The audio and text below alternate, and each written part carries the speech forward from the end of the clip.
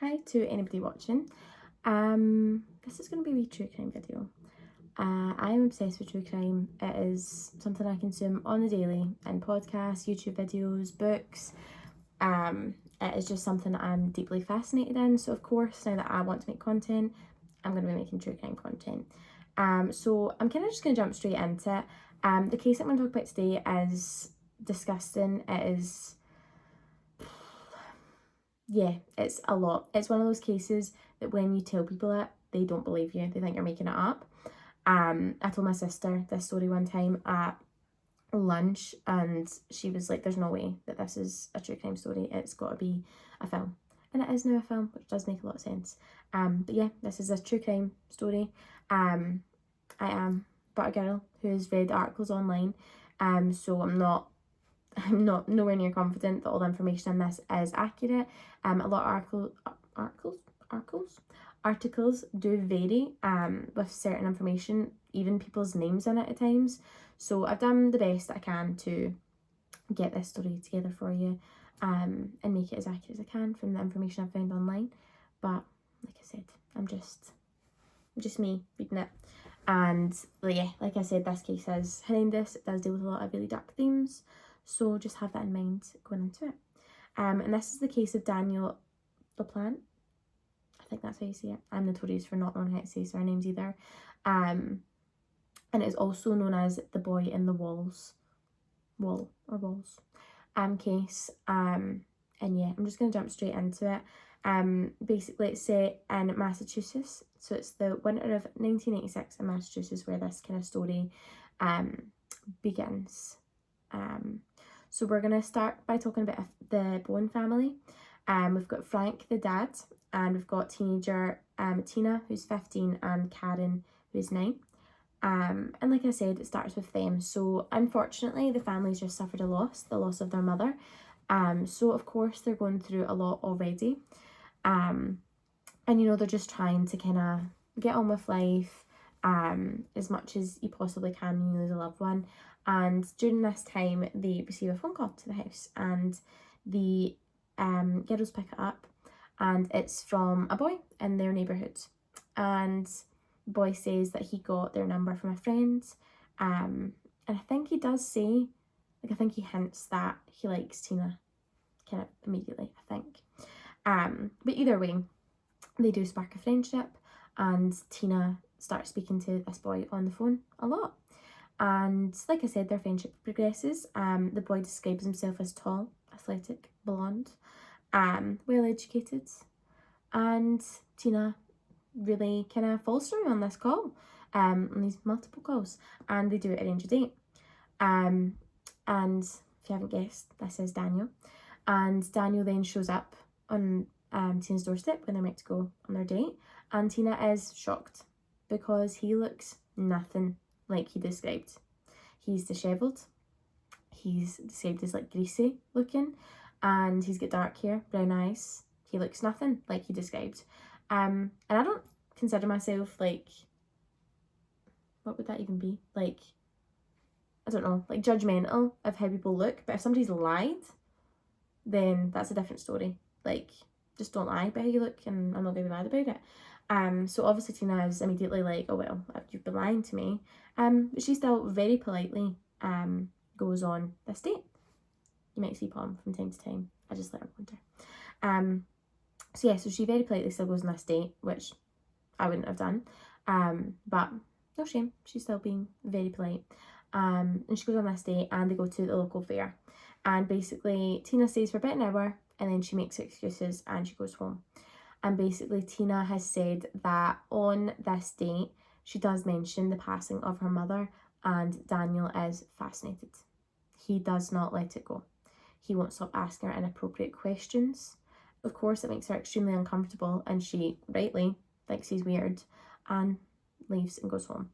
And it is from there that, again, Tina and Karen, her sister, just try and get on with life. While they're doing that, they do start to notice weird things around the house. Things are moving. Starts with small things that are explainable, things that I have 2 sisters, you would blame on your other sister. Moving. It's all explainable, and their dad agrees that it's all explainable. and that it's nothing to worry about. And then they start to notice bigger things, furniture moving. They notice food missing. They notice a TV being turned on when no one's in the room.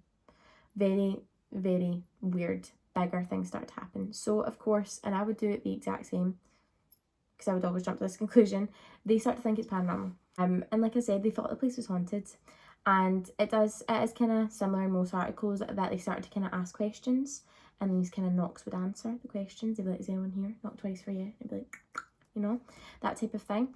And then this started to escalate, and these knocks started to wake them up in the night, and it was really disrupting their lives now at this point. So obviously the girls at this moment thought that it wouldn't be their mum. Their mum's spirit wouldn't do that. They wouldn't disturb their sleep and disturb their lives like this. So they now start to think that there's a demonic entity in their house. And again, I'm not even 15, and I would probably jump to this conclusion as well. And their dad does continue to believe that they're just at it. They're just going through a lot, and he just needs to let them process things further.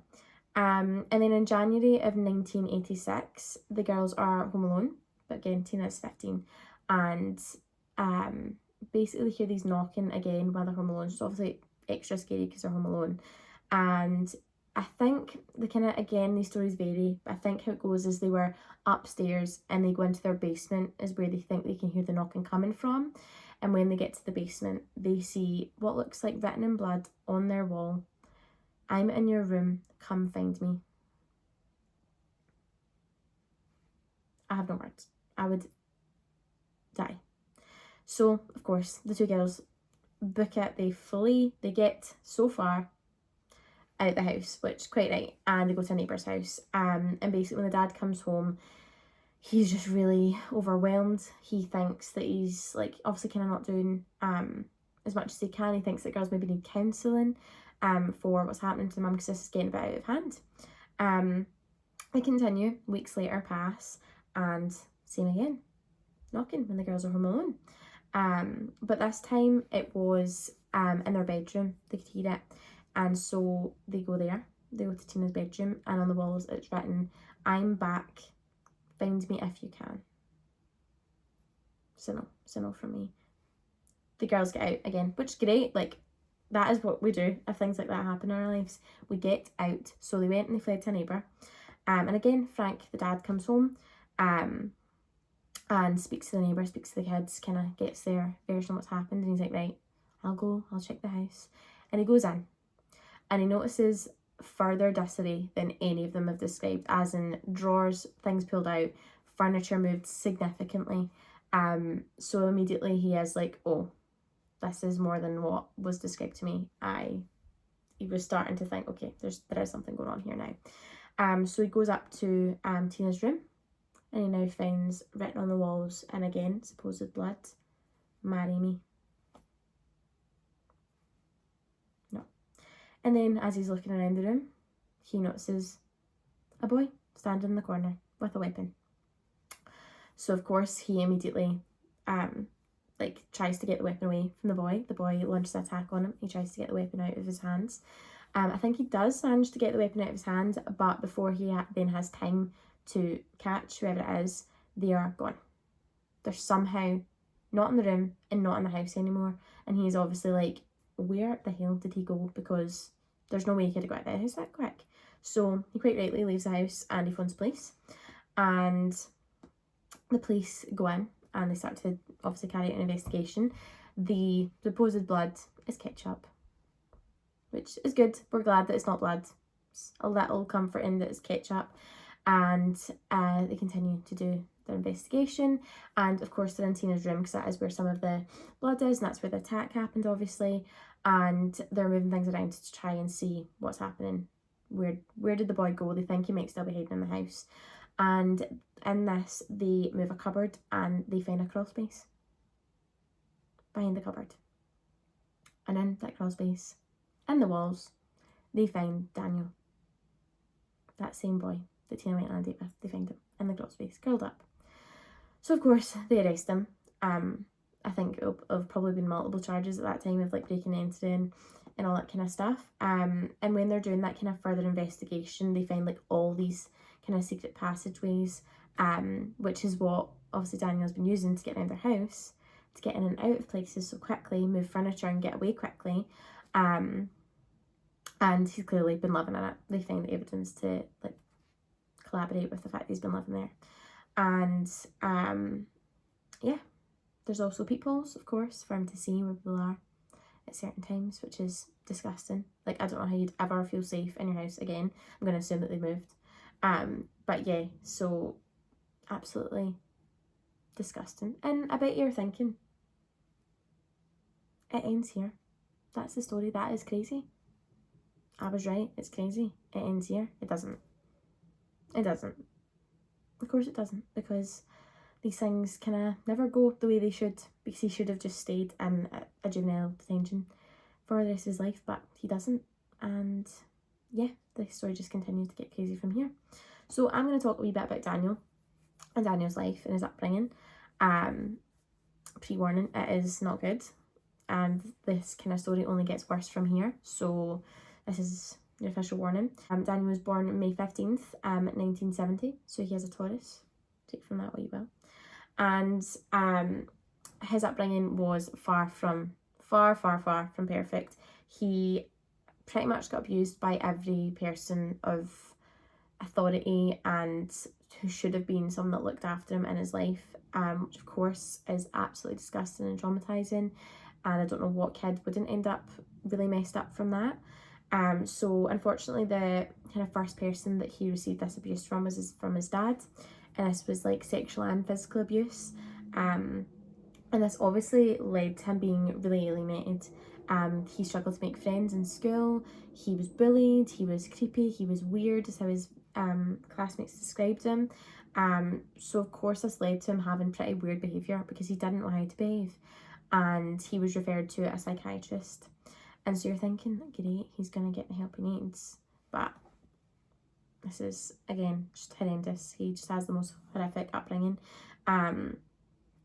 Yeah, so he goes to a psychiatrist, and basically as well, it is noted that he has like quite severe hygiene issues, which again is quite common for children that are unfortunately being abused.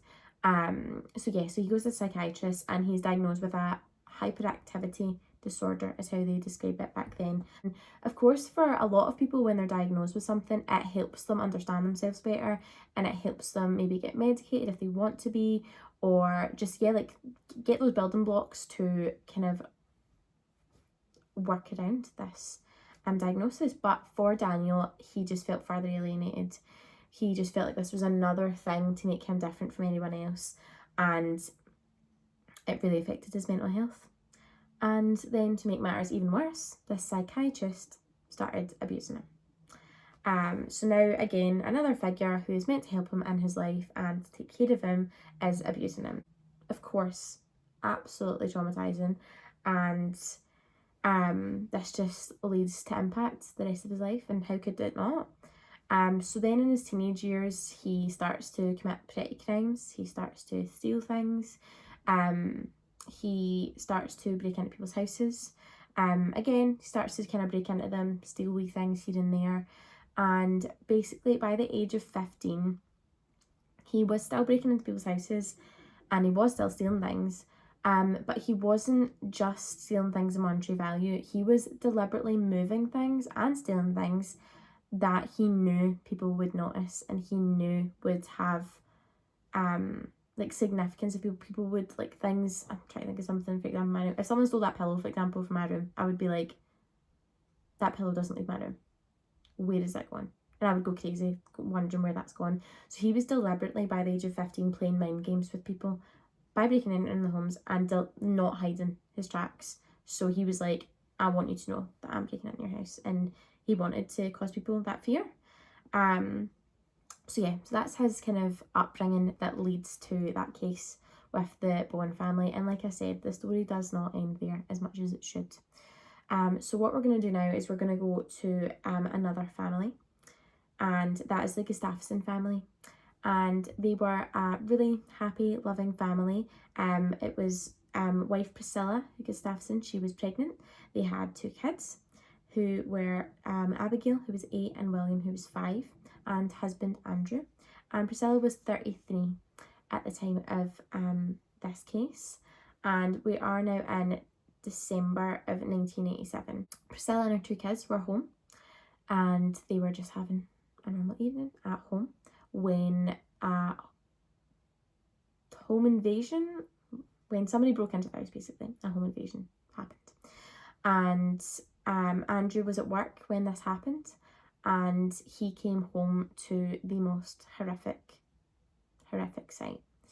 He came home to find his pregnant wife lying face down in her bed. She was clearly dead. She had suffered several gunshot wounds, and again, these articles kind of vary. Some say that he found both of the children, and some say that he didn't, that the police did. But either way, it's no less of trauma for poor Andrew. But basically, both of the children were also drowned in 2 separate bathtubs in the home. Nobody can imagine the absolute trauma of coming home to your whole world being taken from you, your whole life collapsing around you.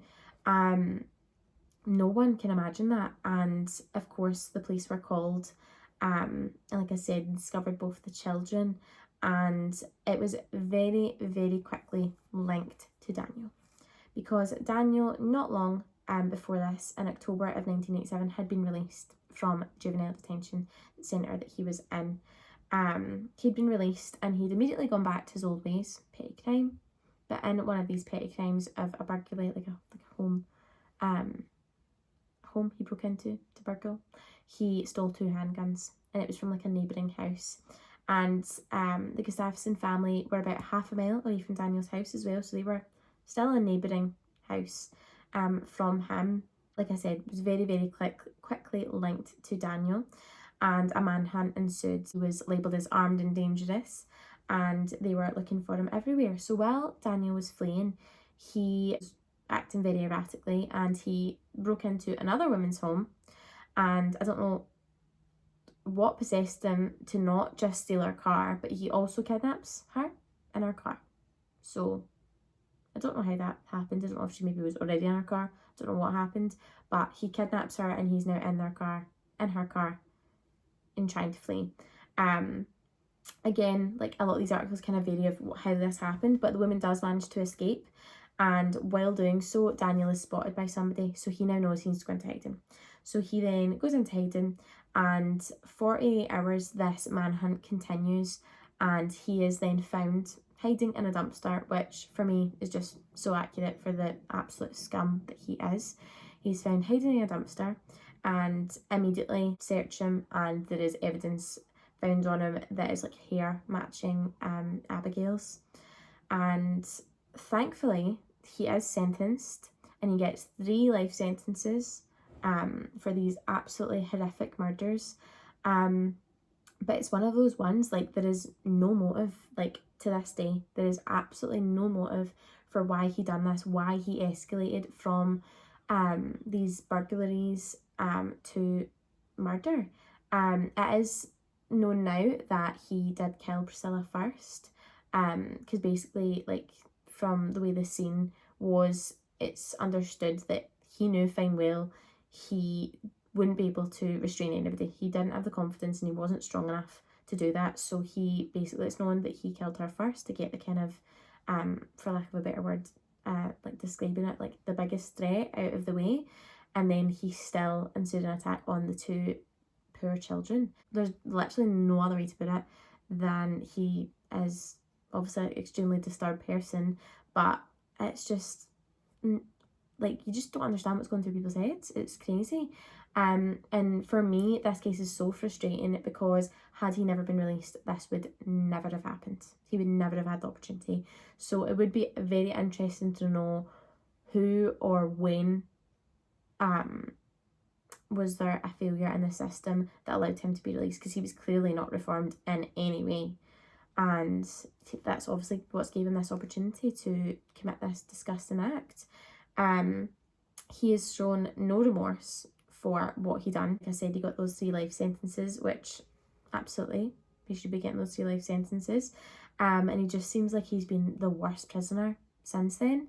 He has tried to sue the prison that he's been in for violating his religious rights. I've done so much of this. Apologies. Because he identifies as a Satanist and he believes that the prison should provide him with satanic materials for him to carry out his satanic practices, which thank God was denied, because he deserves no rights or privileges such as this. In 2017, he tried to get his sentence reduced. And I'm going to read you the statement of what he said. This is him finally showing remorse. I need to stop doing that. It's him finally showing remorse, but if you can't tell my sarcasm, I do not believe a word of it. Yes, this is a statement he released. He said, "I do not have the words to fully express my profound sorrow, but I am truly sorry for the harm I have caused, and from the very essence of who I am, from the depth of my soul, I am sorry."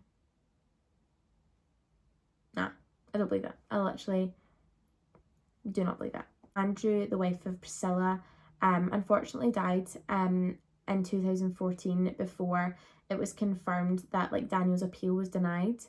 And again, articles vary of whether this was said or not, but allegedly Andrew had said, don't ever let him out, he should rot in prison, which if he did say that, yes, oh, you're right, you're absolutely right, he should, and he will. In a case like this, there is no silver linings other than Daniel is finally in prison and he will never get out again. There's not much you can say, but Andrew is now buried with the rest of his family, and on their gravestone it says, "A life like theirs has left a record sweet for memory to dwell upon."